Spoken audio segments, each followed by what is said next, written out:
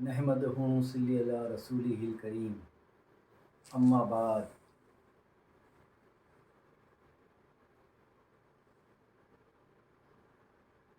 आज का जो मौजू चुना गया है वो है हज़रत ख्वाजा ख्वाजगा अताए रसूल हिंदल वली ख्वाजा अजमेरी हसन संजरी गरीब नवाज रज़ी अल्लाह अन।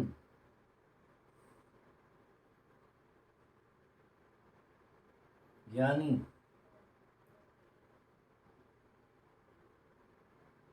ख्वाजा की छठी का इरफान।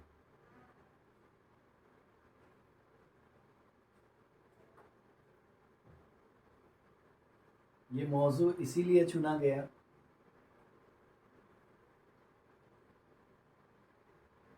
कि जो साहिबे फ़िक्र हैं,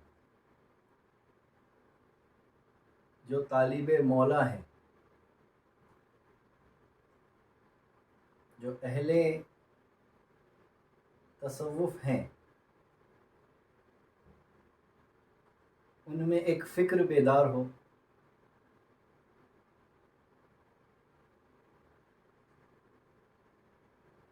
कि जो तरीक़े राहे तरीक़त में सूफिया कराम लेकर चलते आ रहे हैं, उसके पीछे कुछ हकीकत, कुछ रमूज़, कुछ इरफान पोशीदा है।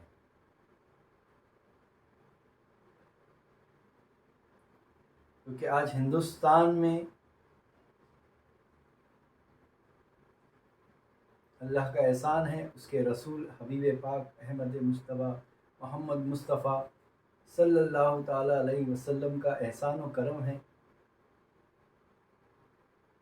कि इस अज़ीमुश्शान हस्ती को उसने हिंदुस्तान भेजा।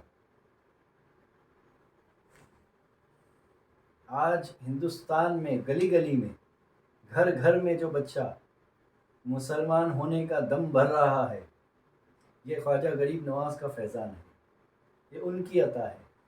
क्योंकि जब आप सरकार की बायोग्राफ़ी पढ़ते हैं तब आपको पता चलता है कि सरकार जो है बैरूनी मुल्क से जो है हिंदुस्तान तशरीफ़ लाते हैं और कलमे की जो है तबलीग फरमाते हैं, कलमे का परचम बुलंद करते हैं, कलमे का इरफान लेकर आए। सरकार क्या लेकर आए? कलमे का इरफान लेकर आए। इरफान का मतलब होता है पहचान। तो सरकार का जो मिशन था, सरकार का जो ज़िंदगी का जो मकसद था, वो थी कलमे तैयबा की का इरफान, कि वो लोगों के घरों तक, लोगों के दिलों तक जो है, रूह तक जो उतर सके। तो साहिब फ़िक्र अहले तफक्कुर के लिए, तालिबे मौला के लिए इस छठी के अंदर भी कुछ इरफान, कुछ रमूज़ मौजूद है। हम रस्म और रिवाज में ना खो जाएं। इसीलिए मैंने कहा कि साहिबे तरीक़त, सूफिया कराम, औलिया कराम के जो भी तरीक़े हैं तरीक़त में, वो यूं ही नहीं, उसके पीछे कई जो है राज महफूज हैं। हमें उस मकसद को जानना है, हमें उस हकीकत को पाना है, हमें उसको समझना है कि आखिर ये छठी के पीछे क्या राज है। तो ज़ाहिरन तो माशाअल्लाह अल्हम्दुलिल्लाह हम ख्वाजा गरीब नवाज़ के चाहने वाले हैं, तो ज़ाहिरन तो हमें पता ही है कि छठी से मुराद क्या है। तो छठी से मुराद ये है कि 6 रजबुल मुरज्जब को जो है सरकार इस दुनिया से जो है, इस दुनिया से क्या है, रुखसत फरमाए, ज़ाहिरन जो है इस दुनिया से पर्दा फरमाए। तो उस दिन को जो है छठी कहा जाता है और हम छठी मनाते हैं बड़ी शान व शौकत से। ये अल्लाह ताला की अता है, ये अता हर एक को अता नहीं है कि हम उनकी छठी मना रहे हैं शान व शौकत के साथ। बस फ़र्क इतना है कि हमें हकीकत तक पहुंचना है, हमें हकीकत को जानना है, क्योंकि हम चाहने वाले गरीब नवाज़ के हैं। تو جب ہم عاشق اولیاء ہیں، ہم عاشق خواجہ غریب نواز ہے، تو یہ بھی جان لے کہ اس چھٹی کے پیچھے کیا عرفان ہے۔ تو جیسے کہ میں نے کہا کہ میرے غریب نواز ہندوستان میں کلمے کا عرفان لے کر آئے، اور یہ انہی کا صدقہ ہے کہ ہمارے سلاسل کے جو بزرگان دین موجود ہیں اور جو اس دنیا سے رخصت فرما گئے، ان کی بھی تعلیمات کیا ہے؟ تو وہی کلمہ طیب کا عرفان۔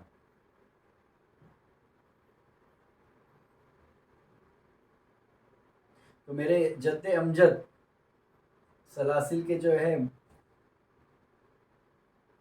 بزرگوں میں سے ایک عظیم ہستی حضرت بادشاہ قادری رحمۃ اللہ تعالی علیہ، انہوں نے کلمے کا عرفان پیش کیا۔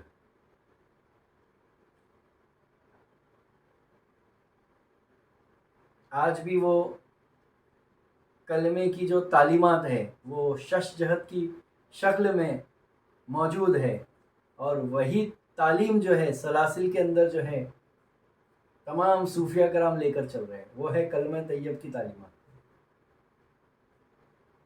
کیونکہ کلمہ طیب کیا ہے؟ تو کلمہ طیب بنیاد ہے۔ کلمہ طیب کیا ہے؟ تو کلمہ طیب ہی اسلام ہے۔ کلمہ طیب کیا ہے؟ تو کلمہ طیب ہی دین ہے۔ کلمہ طیب کیا ہے؟ تو کلمہ طیب ہی ایمان ہے۔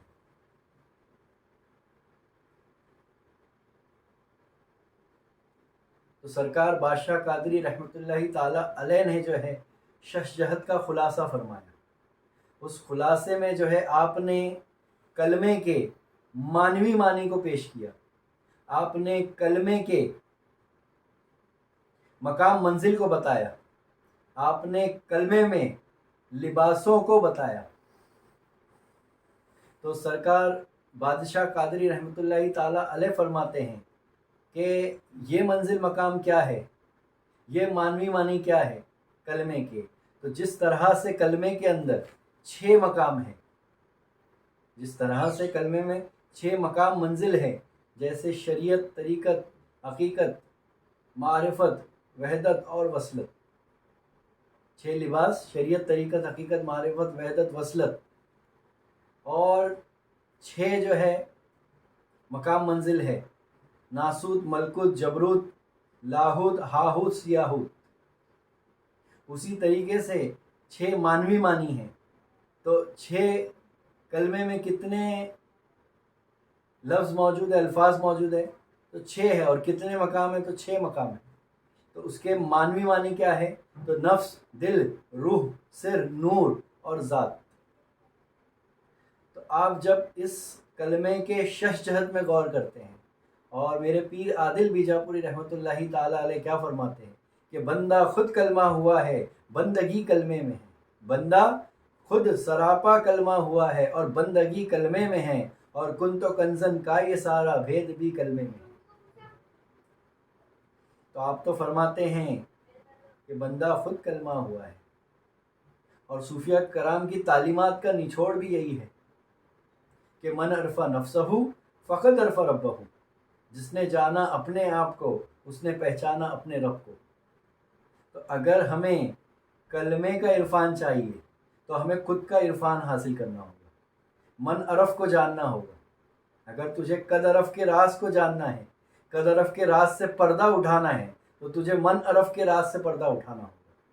یہی صوفیہ کرام کی تعلیمات کا نچوڑ ہے۔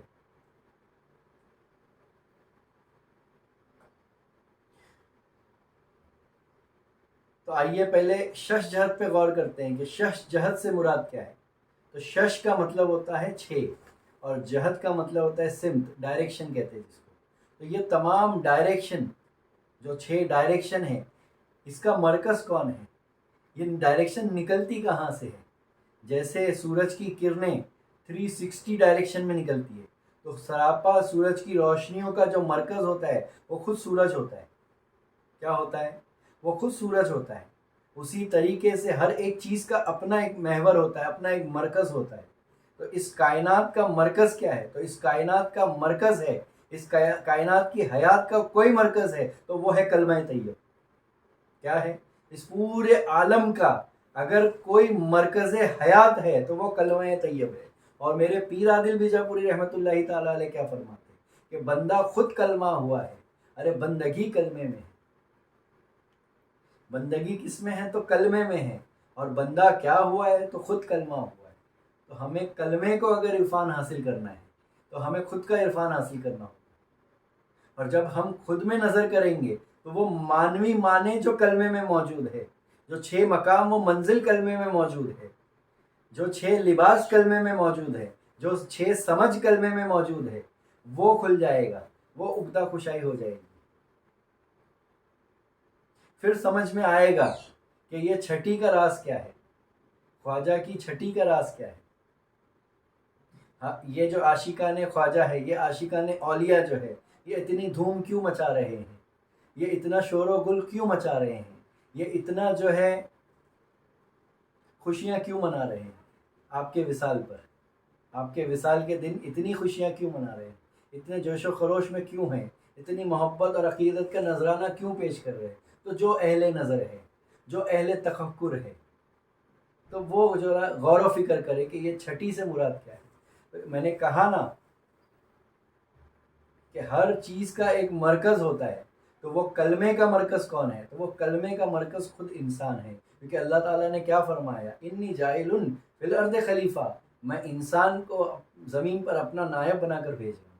تو نائب کا مطلب ہی ہوتا ہے خلیفے کے، نائب کا مطلب ہی ہوتا ہے پیچھے آنے والے کے، خلیفہ کا مطلب ہی ہوتا ہے جو اصل کی طرح کام کر سکے. اس لیے تو اللہ نے جو ہے اپنی ذات کا اگر کسی کو مظہر بنایا تو وہ آدم علیہ السلام ہے. کون ہے؟ آدم علیہ السلام ہے، اپنی ذات کا مظہر. کیونکہ ذات میں صفات پوشیدہ تھی، مخفی تھی. تو اگر وہ مخفی کو ظاہر ہونا تھا تو اس کو کیا چاہیے تھا؟ اگر اس کا مظہر نہیں بناتا آدم کو تو وہ ذات، وہ صفات مخفی رہتی. اگر وہ صفات کا اظہار چاہتا تو اس نے چاہا نا، وہ صفات کا اظہار چاہا تو اس نے کیا کیا؟ خلقت کا اظہار فرمایا. اور وہ کیا کیا اس نے؟ تو آدم علیہ السلام کی تخلیق فرمائی. اور اس آدم علیہ السلام کو کیا بولا؟ اپنا نائب بنا کر بھیجا، اپنا خلیفہ بنا کر بھیجا، اپنی ذات کا مظہر بنا کر بھیجا. اس لیے مظہر کا معنی بھی دیکھو یہی ہوتا ہے کہ اظہار کرنے والا. کیا کرنے والا؟ اظہار کرنے والا. مظہر کے معنی ہی ہوتے اظہار کرنے والا.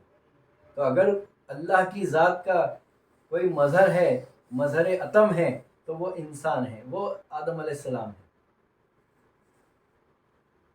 تو اپنے منزل مقام کو بھی سمجھتے ہوئے چلنا ہے، غور و فکر کرتے ہوئے چلنا ہے.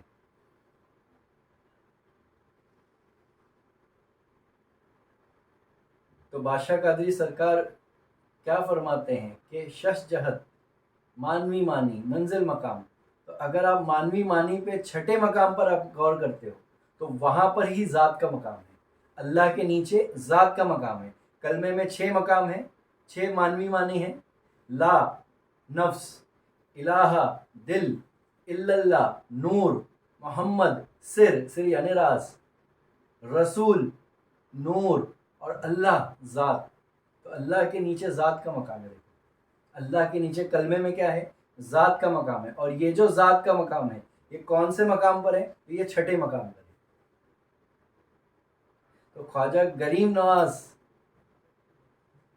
یہ سفر طے کر کے جو ہندوستان میں آئے. کون سا سفر؟ یہ وہ سفر تھا کہ لوگ جو ہے ظاہر سمجھ رہے تھے. لوگ کیا سمجھ رہے تھے؟ ظاہری سفر سمجھ رہے تھے. یہ ظاہری سفر نہیں تھا، یہ باطنی سفر ہے. یہ کون سا سفر ہے؟ تو نفس سے دل کی طرف، دل سے روح کی طرف، روح سے راز کی طرف، اور راز سے جو ہے نور کی طرف. اور ایک بار نور کی عقدہ کشائی ہو گئی تو آپ ذات کے مقام کو سمجھ لو گے. تو یہ جو 6 مقام ہے، یہ 5 مقام میں جو ہے ضم تھا. کس میں ضم تھا؟ یہ 5 مقام میں ضم تھا. ذات کس میں ضم تھی؟ تو نور میں ضم تھا. نور کس میں ضم تھا؟ تو نور ایک راز تھا، مخفی تھا، چھپا ہوا تھا، سر تھا، راز تھا. اور وہ راز کس میں تھا؟ تو وہ محمد کے مقام پہ تھا راز. اس لیے تو بادشاہ قادری سرکار نے محمد کے مقام کے نیچے ہی راز رکھ دیا. تو وہ راز ہی تو کیا ہے؟ تو وہ راز ہی تو محمد ہے. جب تک وہ نور پیدا نہیں ہوگا آپ ذات کے مقام کو نہیں سمجھ سکتے، آپ اللہ کے مقام کو نہیں سمجھ سکتے، آپ مقام فنائیت کو نہیں سمجھ سکتے، آپ مقام بقا باللہ کو نہیں سمجھ سکتے. اس لیے تو خواجہ غریب نواز کیا تھے؟ وہ تو بقا باللہ ہو گئے. کیا ہو گئے؟ بقا باللہ ہو گئے، وہ اپنے چھٹے مقام پر قائم ہو گئے. لیکن کیسے قائم ہو گئے؟ جیتے جی قائم ہو گئے. تو مانوی معنی کے اندر چھٹا مقام کیا ہے؟ تو ذات کا مقام ہے. اور منزل مقام کے اندر چھٹا مقام کیا ہے؟ تو سیاہوت کا مقام ہے. ناسوت، ملکوت، جبروت، لاہوت،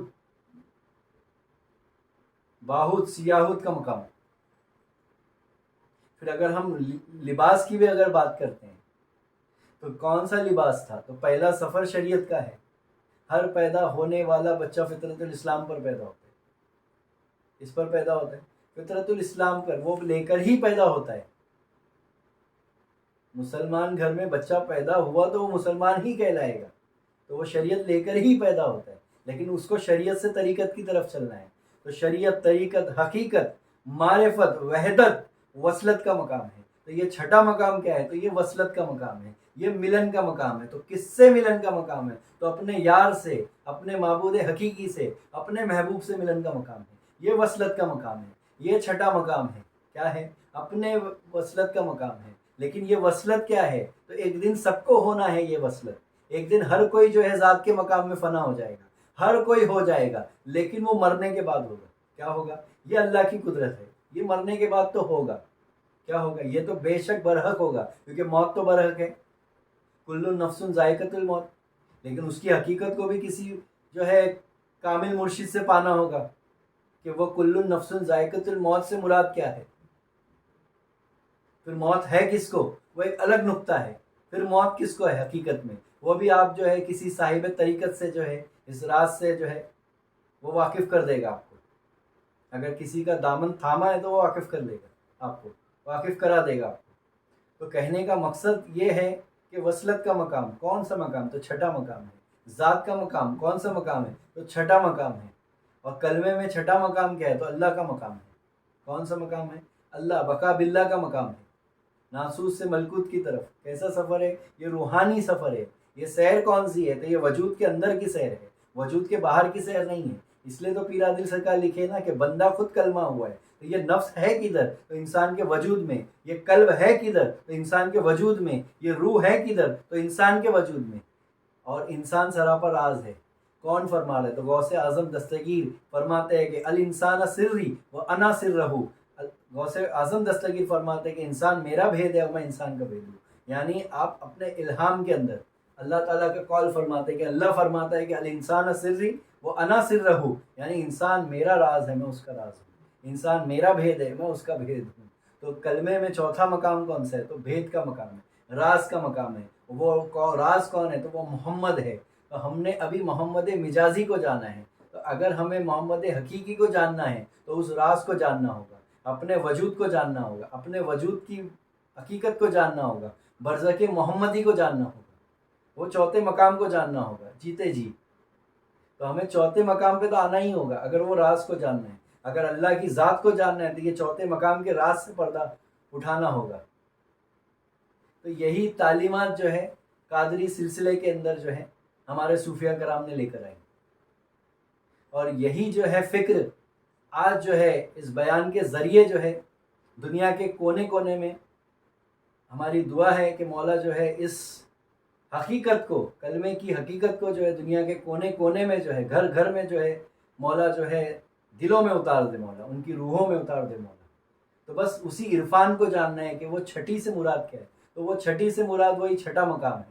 بس اتنا یاد رکھنا کہ ہر کوئی جو ہے اس چھٹے مقام پر پہنچے گا، لیکن جو جیتے جی پہنچ گیا وہ غازی ہو گیا. کیا ہو گیا؟ جو جیتے جی پہنچ گیا وہ غازی ہو گیا. کیونکہ اللہ نے تو قرآن میں صاف فرمایا ہے کہ جو اس دنیا کا اندھا، جو اس دنیا میں ناکام ہو گیا، جو اس دنیا میں نہ دیکھا، جو اس دنیا میں نہیں پہنچا، وہ آخرت میں بھی نہیں پہنچے گا. جو اس دنیا میں اس چھٹے مقام کو نہیں جانا، کلمے کے یعنی اللہ کے ذات کو نہیں جانا، تو پھر وہ فنا ہے، پھر اس کو بقا نہیں ہے. کیا نہیں ہے؟ پھر اس کو بقا نہیں ہے. پھر جو اس کی جو سمجھ ہے پھر وہ اس کے اندر جاگتا پن نہیں ہے. اس لیے تو اولیاء کرام کیا ہے اپنی قبروں میں جاگ رہے ہیں، کیونکہ وہ اللہ کے نیچے کا مقام ہے. کون سا مقام ہے؟ وہ کلمے کے اندر سمجھ بوجھ کا مقام ہے. یعنی لا یعنی نفس، تو نفس کا مقام ہوتا ہے مانگتا پن. کیا ہے؟